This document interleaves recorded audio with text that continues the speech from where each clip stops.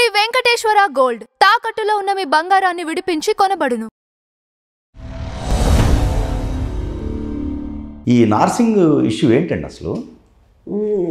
అంటే యాక్చువల్గా అది మనము ఒక గెస్ట్ హౌస్ కింద అది తీసుకున్నాం. అంటే గెస్ట్ హౌస్ కూడా కాదులేండి, ఒక రియల్ ఎస్టేట్ ఆఫీస్ కింద తీసుకున్నాం మనం.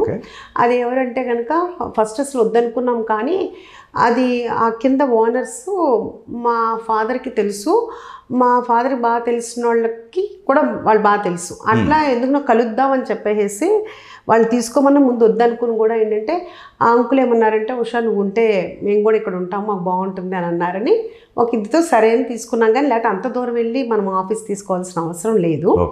అది తీసుకున్న దాని మీద తర్వాత బిజీగానే ఉండి మనం ఈ సినిమా కృష్ణవిందు విహారీ హడావుల్లో ఉండి పెద్దగా వెళ్ళటం కూడా కుదరలేదు.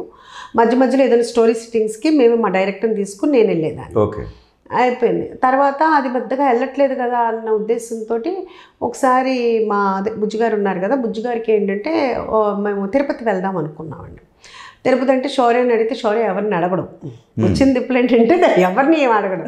ఇలా అంటే అమ్మ మీకు తెలుసు కదా, మీరు ఎవరితో చేయించుకోండి అన్నాడు. సర్లే అడిగితే దర్శనం టికెట్స్ అని ఏం చేశారంటే బుజ్జిగారు ఒక అతనికి ఫోన్ చేశారు, సాగర్ అన్న అతనికి ఫోన్ చేసి అతను మామూలుగా చేస్తానంటే అతనికి కూడా ఈ బిల్డింగ్ ఇప్పించినప్పుడు వాళ్ళు కూడా తెలుసు అతనికి. అయితే ఇలా టికెట్లు అని అంటే సరే అన్న చేసేసానని చెప్పేసి టికెట్లు అన్నీ పెట్టేశాడు. ఇట్లాగా తను అరేంజ్ చేసేసాడు, రూములు కూడా అన్నీ అరేంజ్ చేసి ఆ తర్వాత మళ్ళీ ఇదంతా స్పీకర్లోనే ఉండగా మళ్ళీ ఫోన్ చేసి అవునన్నా మీరు అసలు అక్కడికి రావట్లేదు ఏంటి అని అంటే, ఎక్కడ సినిమా హడావుల్లో ఉన్నాం కదా, ఏదైనా వస్తే వదినే వస్తున్నారు, మేము రావట్లేదు, ఈ బిజీ అయిపోయింది అని అంటే సరే అని ఏం లేదు ఇలాగ దివాళీ ఉంది కదా, దివాళీ పార్టీ మన ఫ్రెండ్ వాళ్ళు చేసుకుంటున్నారు, పెద్ద రియల్ ఎస్టేట్ వాళ్ళు, నువ్వు కూడా రా అన్న, మంచి పెద్ద రియల్ ఎస్టేట్ వాళ్ళు అందరూ ఉంటారు, వాళ్ళు పార్టీ చేసుకుంటారు అని చెప్పి. పార్టీ అంటే మన హైదరాబాద్లో కామన్ కదండి అని అంటే ఓకే అని చెప్పేసి సరే అటైతే కనుక కింద వాళ్ళకి డిస్టర్బెన్స్ జరగకుండా కారులో అవన్నీ జాగ్రత్త పార్క్ చేసుకోండి, ఇబ్బంది కలగకూడదు అని చెప్పేశారు. అయిపోయిందండి. అది అయిపోయిన తర్వాత ఒక 3 డేస్కో సండే రోజునమాట అది.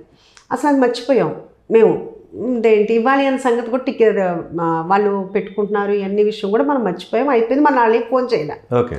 ఆ రోజున మాకు ఇక్కడ ఏంటి ఎక్కడండి బల్కంపేట అమ్మవారు అక్కడ టెంపుల్ దగ్గర ఏదో ఉందని చెప్పేసి అక్కడికి మేము వెళ్ళాం. నేను మా హస్బెండ్ అందరూ వెళ్ళిన తర్వాత ఇంకో చోట కూడా ఏదో పూజలు ఉన్నాయని అక్కడికి కూడా వెళ్ళాం. సాయంకాలం అయిపోయిన తర్వాత అప్పుడు సడన్గా గుర్తొచ్చింది, అవును వాళ్ళు అడిగారు కదా పార్టీకి అని, ఏమైంది అని నేను అప్పుడు అడిగాను ఇలా బుజ్జిని.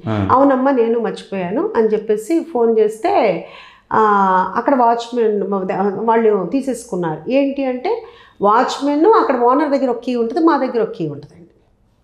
ఆ వాచ్మెన్ ఏం చేశాడంటే మేము ఇమ్మన్నామని చెప్పి ఓనర్ దగ్గర కీ తీసేసుకున్నాడు. మేము కీ కూడా ఇవ్వలేదు మనం. సరే వాళ్ళు అక్కడ మామూలుగా ఉన్నారంటే సరే అటైతే జాగ్రత్త, అక్కడేమి ఇబ్బంది కలగకుండా అని. ఆ తర్వాత ఆ రోజున సరే అని ఈయన బయటికి వెళ్ళారు, నేను ఉన్నప్పుడు అదేంటి బుజ్జిగారు ఆ రోజు ఎప్పుడూ లేదు, నేను ఈ నోవటల్లోనే ఎక్కడో ఏదో మ్యూజిక్ కాన్సర్ట్ ఏదో జరుగుతుందంటే మా ఫ్రెండ్ రమ్మనమంటే సర్లేని వెళ్తుంటే బుజ్జిగారు అన్నారు, అమ్మ పొద్దున్నే మేము తెల్లారి తిరుపతి వెళ్ళాలండి. సరే అటైతే కనుక ఒకసారి వెళ్ళేసి వస్తాను, అక్కడ వాళ్ళు ఏమన్నా ఇబ్బంది పెడతారో ఏమన్నా అవుతుందేమో, అదేంటి ఇబ్బంది లేకుండా గోల్ చేయకుండా చేసుకోమని చెప్దామనంటే సరే తొందరగా వచ్చేసేమని. కరెక్ట్గా హైటెక్ సిటీ దాకా కూడా వెళ్ళారో లేదో వెంటనే కాల్ చేశారు, పోలీసులు వచ్చారంట, అదేంటి అని నేను వెనక్కి తిరిగి వచ్చేస్తున్నాలే. అదేంటంటే అది వాళ్ళే చూసుకుంటారు, మనకేం సంబంధం, అవన్నీ కామనే కదా, అంటే పార్టీ చేసుకున్నప్పుడు ఎవరో ఒకరు వస్తారు ఇది చేసేస్తారు కదా, అవన్నీ కామనే కదా, ఇంకా వాళ్ళకే చెప్పాను వాళ్ళే చూసుకుంటారు కదా, ఇంకెందుకు మనకి అని చెప్పేసి అన్నారు. అయిపోయింది. కట్ చేస్తే నాకు నందిని రెడ్డి గారు కాల్ చేశారు. కాల్ చేసి ఉష్ గారు ఏంటి మొత్తం మీ అంతా టీవీలో వచ్చేస్తుంది అది ఇదని. ఏమొస్తుంది టీవీలో మాకు అర్థం కాల. చూస్తే ఈలోపు మా హస్బెండ్ బయట ఉన్నారు, ఆయన కూడా ఫోన్ చేసి ఉషా అంతా టీవీలో ఇలా వస్తుందంటే నేనేం చెప్పారంటే అవును బుజ్జి చెప్పాడు ఇలా ఏదో పోలీసులు వచ్చారంట, దేనికి అంత కంగారు పడతారా, ఇవన్నీ హైదరాబాద్లో కామన్గా మామూలుగా పార్టీలు చేసుకుంటారు కదా, అలా ఏదో పోలీసులు వచ్చి ఉంటారు, మీకు అంతా కంగారు, నన్ను కంగారు పెడతారు ప్రతిదానికి అని నేను చాలా లైట్ తీసా. మనకేం తెలుసండి ఇదంతా అవుతుందని అన్న తర్వాత దేంటిలా అయింది అన్న తర్వాత అప్పుడు మనం పిఆర్ఓ వంశీశేఖరాళ్ళుకి చేసాం. చేస్తే వాళ్ళు ఏమన్నారంటే, అమ్మ ఆ రోజు వరుడు కావాలి సక్సెస్ మీట్ ఉంది ప్రెజంలో, మేము అటు వెళ్ళి ఇటు వస్తాము, మీరు TV9కి వెళ్ళి చెప్పేయండి అమ్మా ఓకే అన్నారు. అంటే సరే మేము వాళ్ళకి కూడా చెప్తాము అంటే సరే మేము బయలుదేరాం.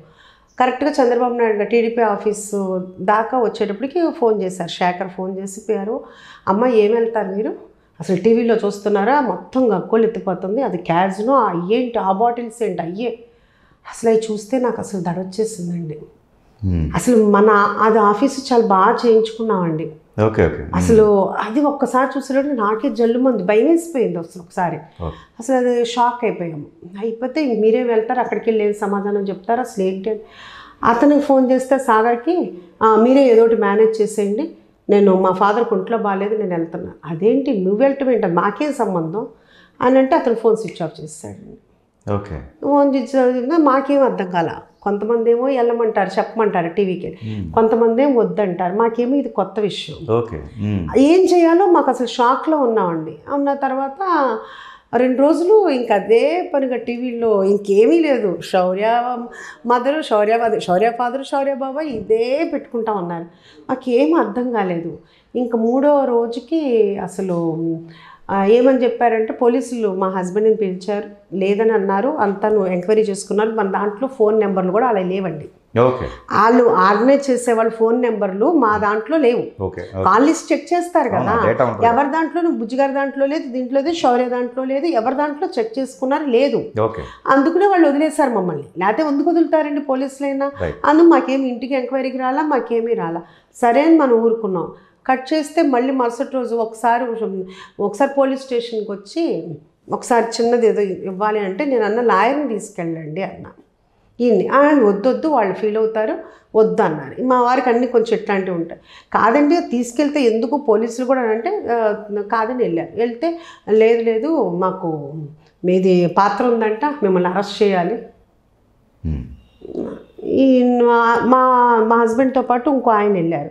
ఆయన ఫోన్ చేసి అమ్మ ఇలా అంటున్నారు, మా తమ్ముడేమో లాయర్ వద్దంటున్నాడు, ఏంటమ్మా అంటే అప్పుడు స్క్రోలింగ్ వస్తుంది, ఇదంతా నాగశౌర్య ఫాదర్ దానితో చేశారంట అది ఇదని. అప్పుడు నేను ప్రేమ గారికి ఫోన్ చేశాను, ఏమండి ఇలాగ TV9లో ఇట్లన్నిట్లో వస్తుందంట, ఇలా ఏదన్నా అయితే కనుక ఇప్పుడు దాకా ఊరుకున్నాను, నేను వచ్చి టీవీ ముందు పెట్రోల్ పోసుకుని తగలెట్టుకుంటాను, ఏమనుకుంటున్నారు ఇది, ఏమీ తెలియంది వచ్చి మమ్మల్ని అడగాలి, తెలియకుండానే ఇచ్చేసేస్తే ఎట్లాగా, మాకేం తెలియకుండానే ఇంత ఘోరమా మరీను, 2 రోజుల నుంచి చేసుకుంటున్నారు మేమేం మాట్లాడలేదు అంటే లేదు మీరు మాట్లాడకపోతే వాళ్ళకేం తెలుస్తుంది, పోలీసులు చెప్పింది వాళ్ళు తీసుకుంటున్నారు అని అంటే నాకు రజనీకాంత్ గారితో నాకు 1-to-1 ఇప్పించండి మీటింగ్ను, అంతేగాని స్టూడియోకి అట్లా కాదు, నేను డైరెక్ట్ మాట్లాడతాను, ఇప్పుడు మీతో ఎట్లా మాట్లాడాను టోటల్ మొత్తం A to Z జరిగింది.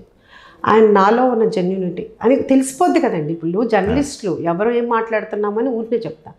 వెంటనే ఆయనకు అర్థమయ్యి ఆయన చాలా విలువైన ఒక సలహా ఇచ్చారు.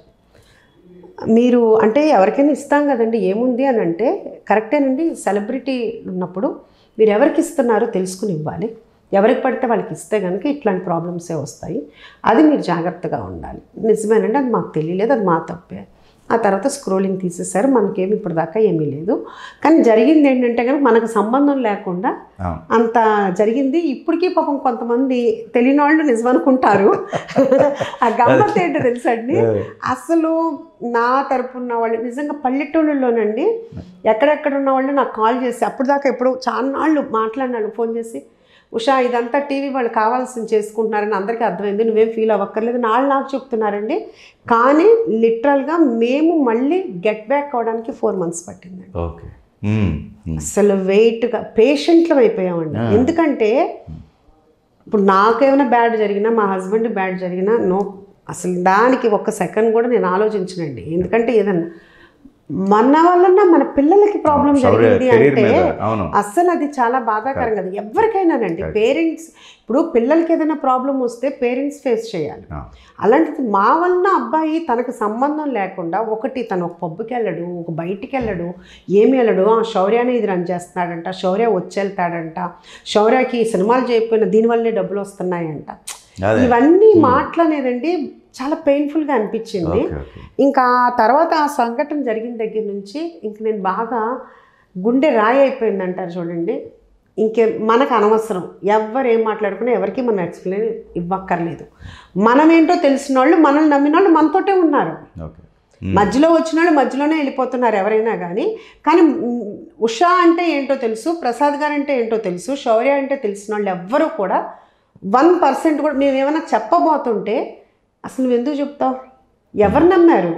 ఆ టీవీ వాళ్ళు టీఆర్పీ కోసం వేసుకుంటారు, లేకపోతే వాళ్ళకి ఎవరో చెప్తే ఏదో వేసుకున్నారు, దానికి నువ్వు అసలు ఎక్స్ప్లెనేషన్ నువ్వెందుకు బాధపడతావు, నువ్వెందుకు అవుతావు? నిజంగా నా ఫ్రెండ్స్ అండి నాకు చాలా చాలా సపోర్ట్ చేశారండి.